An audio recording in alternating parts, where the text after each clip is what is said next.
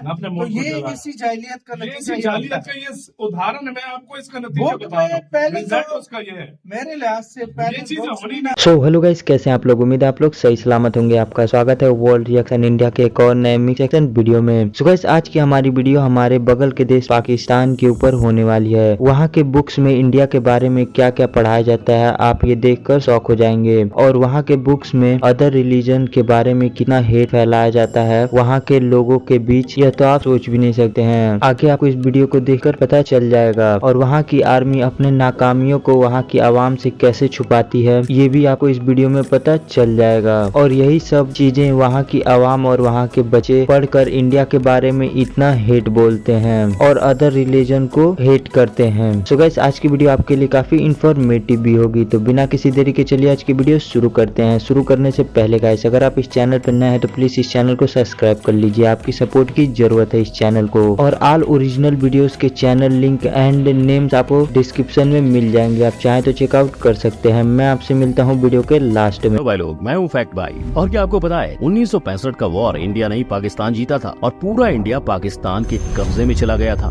पर दरिया दिली दिखाते हुए पाकिस्तान ने जीता हुआ सारा हिस्सा इंडिया को वापस लौटा दिया। ना ना ना, ऐसा हम नहीं, पाकिस्तान की इस स्कूल बुक में लिखा हुआ है। लेकिन बस इतना ही नहीं, हिंदुस्तानी काफिर हैं, धोखेबाज हैं। ऐसा बच्चों को 4th स्टैंडर्ड से ही सिखाया जाता है। फिर यही नादान बच्चे ऐसा कुछ कह देते हैं। इनको रहने नहीं देना चाहिए। जब तक मुसलमान नहीं बनेगा तब तक इधर न रहने दे। मतलब यहाँ के जो हिंदू हैं उनको इस्लाम कबूल करवाना चाहिए जी। और यही दुश्मनी के बीज उगकर जब बड़े होते हैं तो उनमें कुछ इस प्रकार की नफरत सुनाई देती है। उनकी औकात ही नहीं है कि वो हमारे साथ लड़े। हम मुसलमान हैं, हमारा जज्बा ही नहीं है। हम मुसलमान हैं, वो हमारे साथ लड़ ही नहीं सकते। लेकिन क्या आप जानते हो, इन सारी नफरतों का जन्मदाता है एक अकेला इंसान। अगर वो ना होता तो शायद आज इंडिया पाकिस्तान एक होता। Number 1, culture. पर नहीं, पाकिस्तानी टेक्स्ट बुक बच्चों को सिखाती हैं कि मूर्तियों की पूजा करने वाला काफिर कहलाता है। मेरे अपने ही भांजे ने मतलब स्कूल में उसको पढ़ाया गया कि काफिर का मतलब बुतों की पूजा करने वाला। अब सोचने वाली बात है कि ये सुनकर वहाँ के हिंदू बच्चों पर क्या क्या बीतती होगी। यहाँ तक कि उनके 6th स्टैंडर्ड के सोशल स्टडीज में ये लिखा है कि इंडियंस के घर उनके दिल की तरह छोटे होते हैं और इंडियंस हमेशा से अंधेरे वाले घर में रहना ही पसंद करते हैं। और सिर्फ घर नहीं, पाकिस्तानी टेक्स्ट बुक में मंदिरों को भी छोटा, अंधेरों से भरा और गंदा कहा जाता है, जहाँ हिंदुस्तानी नकली मूर्तियों की पूजा करते हैं। उनका ये भी कहना है कि इंडिया में बाल विवाह करना एक आम बात है और औरतों की इज्जत तो वहाँ ना के बराबर की जाती है। ये हिंदू जो है अपनी बेटियों को सही से ट्रीट नहीं करते, उनको मार देते थे। अब भले ये पुराने जमाने में होता था, पर आज की सच्चाई क्या है वो तो सब जानते हैं। पर इन सब में एक ताज्जुब करने वाली बात ये तक थी कि इन्हें ऐसा भी पढ़ाया जाता है कि पहली दफा लिबास सिलने का आविष्कार पाकिस्तान में हुआ था। पर रियलिटी देखें तो हर कोई जानता है कि ये आविष्कार इजिप्ट से आया है। Number 2, geography. 8th स्टैंडर्ड के बच्चों की बुक्स में तो इंडियंस को ही धोखेबाज कहा जा रहा है। मकसद ये था कि किसी न किसी तरह अंग्रेज की गुलामी से निजात मिले, लेकिन हस्बे आदत हिंदुओं ने मुसलमानों के साथ हर जगह धोखा किया। दरअसल उनका कहना है कि जब ब्रिटिशर्स इंडिया में राज कर रहे थे तब उन्हें भगाने में मुसलमानों ने हिंदुओं का साथ दिया था, पर उसके बदले में पार्टीशन के रूप में हमें सिर्फ धोखा मिला। लेकिन अगर एक्चुअल हिस्ट्री की बात करें तो बंटवारे से पहले 1906 को ढाका में एक मुस्लिम लीग बनाई गई, जिसकी हार 1937 के चुनाव में कांग्रेस पार्टी द्वारा हुई। फिर कांग्रेस ने आम जनता को साथ लेके चलना शुरू किया, पर इस वजह से यूपी, बंगाल और पंजाब के मुस्लिम जमींदारों को खतरा महसूस होने लगा। उन्हें लग रहा था कि ऐसे ही चलता रहा तो कांग्रेस पार्टी आम लोगों को बढ़ावा देगी और हमारा रुतबा कम हो जाएगा, हमारी जमीन जायदाद सब में बांट दी जाएगी। और इसी वजह से अपने रुतबे को बचाने के लिए उन्होंने इंडिया पाकिस्तान पार्टीशन की नींव रखी। Number 3, history. अब बंटवारा तो हो गया, पर उसका सारा इल्जाम उन्होंने हिंदुस्तानियों पे डाल दिया और ऊपर से 11th और 12th में पढ़ते बच्चों को हिस्ट्री में ये सिखाने लगे। 11वीं और 12वीं जमात के लिए है। इंसानियत दुश्मन हिंदुओं और सिखों ने हजारों बल्कि लाखों औरतों, बच्चों, बूढ़ों और जवानों की इंतहाई बेदर्दगी और संगदिली से कत्ल किया और बेआबरू किया। इतना ही नहीं, इन्होंने तो पूरी हिस्ट्री बदल के रख दी है। जैसे 13वीं सदी में पाकिस्तान के दायरे में पूरा उत्तर भारत और बंगाल आ चुका था, तब अलाउद्दीन खिलजी ने दक्षिण तक का भारत जीतकर उसे पाकिस्तान का हिस्सा बना दिया और 16वीं सदी तक तो पूरा इंडिया गायब हो गया था और दुनिया के नक्शे में सिर्फ पाकिस्तान बचा था। अब जो पाकिस्तान बना ही 1947 में था, वो 13वीं और 16वीं सदी में ये सब कैसे कर सकता है? ऐसा सब ऊट पटांग लिखा गया MD जफर की किताब a text book of Pakistan studies में। और ऐसे इनके बिना सिर पैर वालों वाली हिस्ट्री की हद तो तब पार हुई जब उन्होंने कहा कि 1965 का वॉर असल में पाकिस्तान ने जीता था। पाकिस्तानी सेना ने भारत के कई इलाके जीत लिए किए और जब भारत हार की कगार पर था तभी भारत ने यूएन से युद्ध को सीज करने की मदद मांगी। फिर क्या, पाकिस्तान ने भी अपना बड़ा दिल दिखाते हुए युद्ध को रोका और सारे जीते हुए इलाके इंडिया को वापस दे दिए। ये सुनकर तो बस इतना ही लगता है कि हमारी पंचतंत्र की कहानियाँ भी इससे ज्यादा लॉजिकल और मीनिंगफुल होती हैं। अब बारी आती है ये जानने की कि इन सब के पीछे आखिर था कौन। मोहम्मद जियाउल हक, जो पहले पाकिस्तान आर्मी के हेड और बाद में पाकिस्तान का प्रेसिडेंट बना, ये इंसान एक तरफ तो इंडिया के साथ भाईचारा बना रहा था और दूसरी तरफ दुश्मनी की जड़ें गहरी कर रहा था। पर गौर करने वाली बात तो ये है कि हम यहाँ दो भाई या दो घर की नहीं, दुनिया के दो देशों की बात कर रहे हैं। कैसे सिर्फ एक इंसान एक पूरे देश के यूथ को दूसरे देश से इतनी नफरत करने पर मजबूर कर रहा है? क्या इसका असर हमारे भविष्य पर नहीं पड़ सकता?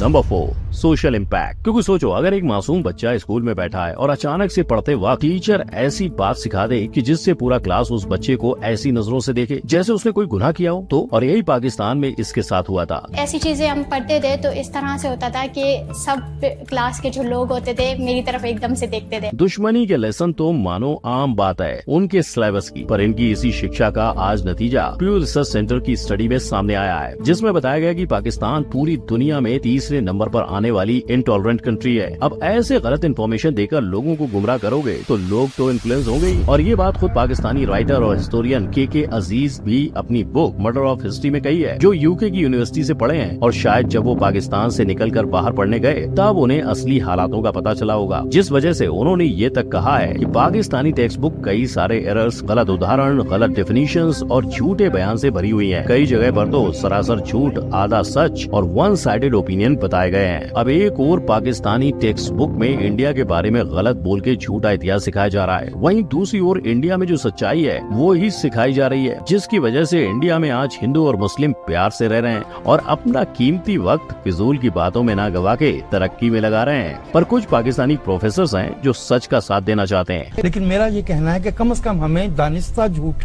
जो पैदा किए गए हैं उन्हें निकाल देना चाहिए। वो जानते हैं कि उनके स्टूडेंट्स की मेंटेलिटी पर क्या असर हो रहा है। Number 5, opinions. ये सब आप भी देख सकते हो कि कैसे जब एक रिपोर्टर ने युवाओं से इंडिया के बारे में सवाल किए तो उनकी उस पर क्या राय निकल के आई। उनकी औकात ही नहीं है कि वो हमारे साथ लड़े। हम मुसलमान हैं, हमारा जज्बा ही नहीं है। हम मुसलमान हैं, वो हमारे साथ लड़ ही नहीं सकते। ये बातें सुन के साफ समझ आ रहा है कि लोगों का ब्रेन वॉश किस हद तक किया गया है और सिर्फ युवा नहीं, टीनेजर बच्चों के दिमाग में भी ऐसा ही कुछ भरा गया है। इतनी नफरत दिमाग में आ कहां से रही है? और जब उन्हें पूछा गया कि असल में कौन करता है लड़ाई, तो बच्चों ने कहा इंडिया वाले करते हैं ज्यादातर। और शायद ये सिर्फ पाकिस्तानी एजुकेशन ही नहीं, मीडिया इन्फ्लुएंस का भी असर है, क्योंकि इसी असर के चलते बच्चों के मन में बदले की भावना तक जाग गई है। हाँ, वो उनके बदला लेंगे, वो उधर से उनका बदला लेंगे। अब सोचने वाली बात है कि ये टीनेजर्स आगे जाके पाकिस्तान का भविष्य बनेंगे और यही बच्चे आज इंडिया को एक देश तक मानने से इनकार कर रहे हैं। इंडिया कैसा मुल्क है?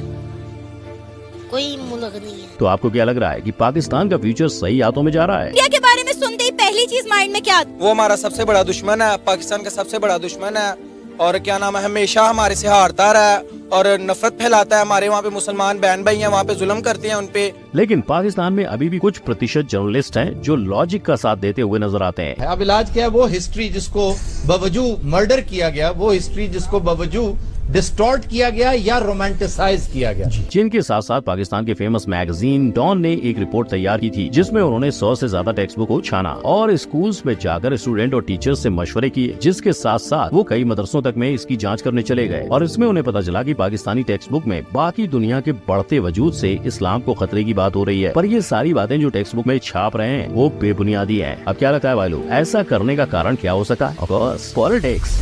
Number 6, conclusion. और इसी पॉलिटिकल एजेंडा को पूरा करने के लिए भले ही पाकिस्तानी पॉलिटिशियंस ने एजुकेशन सिस्टम में इंडिया के लिए नफरत के बीज बोए थे, लेकिन आज उन्हीं बीजों से बना हुआ पेड़ का नतीजा पाकिस्तानी युवाओं को ही भुगतना पड़ेगा। ऐसी सोच उनकी तरक्की के बीच तो आ ही रही है, लेकिन अगर इन बच्चों को बाहर किसी देश में कुछ कर दिखाने की अपॉर्चुनिटी मिली तो वो उधर इसी गलत नॉलेज के साथ जाएंगे। मानो को ना मंदिर में लेके जाते हैं, फिर वहाँ पे बोलते हैं कि हाथ जोड़ के जो है मतलब हम हाथ जोड़ के पूजा करो, ये सारे उनको सिखाए जाते हैं। इस तरह से ना हमारी बुक्स में पहले मुझे बहुत गुस्सा लगता था कि ये जो इंडिया में है ना, ये सब झूठ बोल रहे हैं। और हम मतलब फर्स्ट टाइम जब बंदा सुनता है ना, उसको गुस्सा आ जाता कि नहीं वो हमारी बुक ये देखो, इसमें तो ये लिखा हुआ है, हम इस तरह से दिखाते हैं। और जब कोई सामने वाला बंदा हमें इंटरनेशनल लेवल पे जो होता है वो दिखाता है तो फिर हमें मतलब यकीन नहीं आता। एक बार तो फिर गुस्सा भी बहुत ज़्यादा आता है, खुद पे भी आता है, हमारी गवर्नमेंट पे भी जाता है कि हमारी जो मतलब है सियासत, उसमें हमें कितना गलत पढ़ाया हुआ है। बहुत बुरा लगता है सच्ची में।